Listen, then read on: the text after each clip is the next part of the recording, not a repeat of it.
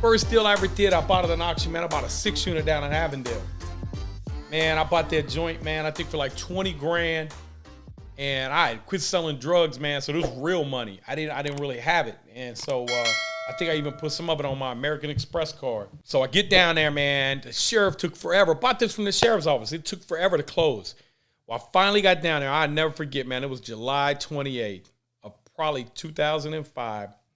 I get down there, and there's a gate up around my property, and there's a yellow safety, and they got a demolition order on it. And so, man, I was like, what? It was set to demolish August the 1st in 3 days.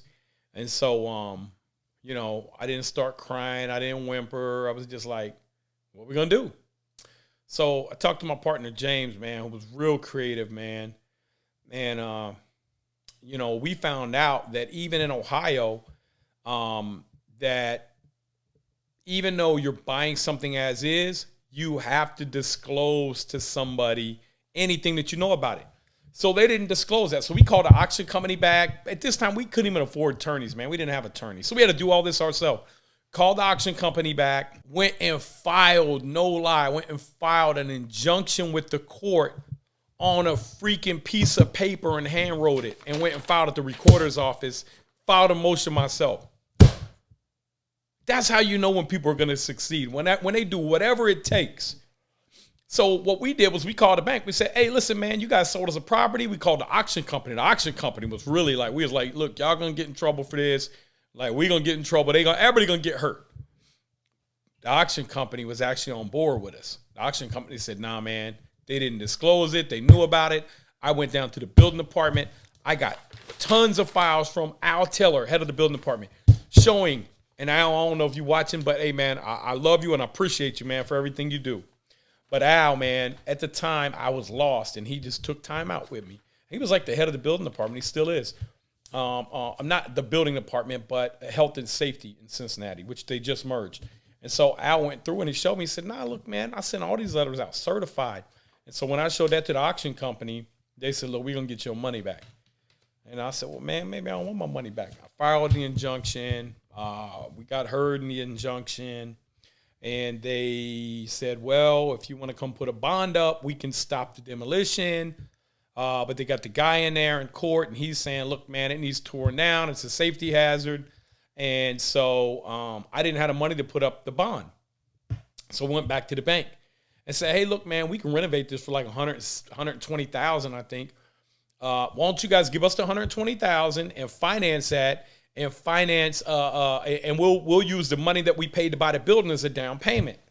And so the bank, they weren't really creative bank. They were like, no. And then so the auction company was like, look, they got to give your money back. They actually titled it in my name and actually turned it back around and retitled it and issued me a check. They issued me a check back for that property, man. So that was one of my first experiences ever buying a property. So it doesn't matter how it starts off, man. It matters how you end it. So I could have gave up at that point. I could have said, I don't want to do any more real estate. You know, it's just terrible. You got all these problems, these bumps, these bruises. But the fact of the matter is, anybody out here that made their own wealth, and that's 76% of Americans that are millionaires or self-made, they're going to tell you that they either failed and went bankrupt or almost went bankrupt several times and almost wanted to give up. So that's why I tell you, you have to focus on the goal and not the circumstance. So just this morning, I was talking to somebody and they were saying, well, this is hard. Now, listen, man, I don't care. I don't care what's hard. That's not hard. You know, hard is not having any arms and trying to do a push-up. You know, and you got to figure out you got to use your tongue to do a push-up, man. But anything other than that's not hard. It's just that you're not willing to try hard enough, or you're not willing to come up with solutions. So that's all it takes, man. You know, you go out here and you look at some of these people that lost both their arms and both their legs, and they out here running. They got these prosthetics, and they look, man, you just got to be inspired. You got to find something to inspire you. So look, guys, man, whatever you're dealing with, whatever you feel like, oh, I can't do it because I'm poor, or I can't do it because people are against me. Look, you against yourself, man. Nothing else matters, because They cannot control anything. You can. They can control you if you let them. But unless you like one of them remote control cars, what's them thing my kid got, Traxxas? Move them things right around. Unless somebody has a remote control and they doing that with your brain or your mind, look, man, you are the problem. I'm sorry, I got to tell you. You are the problem. But I got good news. You are also the solution. So whatever it is you're struggling with, man, let us know below. Make sure you like, subscribe, click on the bell, man. We're going to be here to motivate you. I'm going to tell you more stories of how I failed. Not just once, not just 50 times, not just 100 times. Over 100 times, man. For 8 years, I worked tirelessly to try to find a way to legitimately make money. And I could not figure it out. All I knew how to make money was selling drugs, man. Anything else I tried to invest in, tried to do, I lost money. So I failed so many times, man, but I just never gave up. I never gave up with the idea that one day I would be successful. You know, it just seemed like one day it just happened. The floodgate just opened and poof. But actually the whole time of my life, I was pushing and breaking through that floodgate.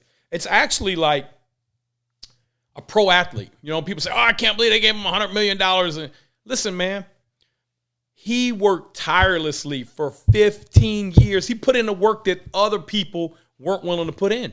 He didn't just get paid because he showed up on the field one day. He got paid for everything he did from the time he was at birth to that moment. That's what they paid him for. So don't be mistaken to think that professional athletes just get up one day and they're great and they just make it. That's not what happens. And that's not what happens in real estate either, guys. So if you're willing to follow us, if you're willing to listen to what we have to say and do what we're showing you how to do, man, you too will be a real estate millionaire in 5 short years. Working on an amazing classroom module for you guys right now. And look, man, I just look forward to all the testimonials where, man, this helped change my life, where, you know, you're a millionaire in 5 years. And I want to see you guys crush it, man. And I want to hear about your stories and what we can do. Let us know what you want to see in this class, because we're going to put in a bunch of stuff that you guys want. We know, think we know a lot of the stuff that needs to go in here. But you guys are going to be hearing a lot from us in the future, man. And we're here for you guys. We want to see you crush it by 2026. I want to see 50,000 of you guys become millionaires, if not more. Make sure you hit the like button, subscribe to our channel, Nate Barger on YouTube, and hit the bell, and you'll be notified on any new videos that come out.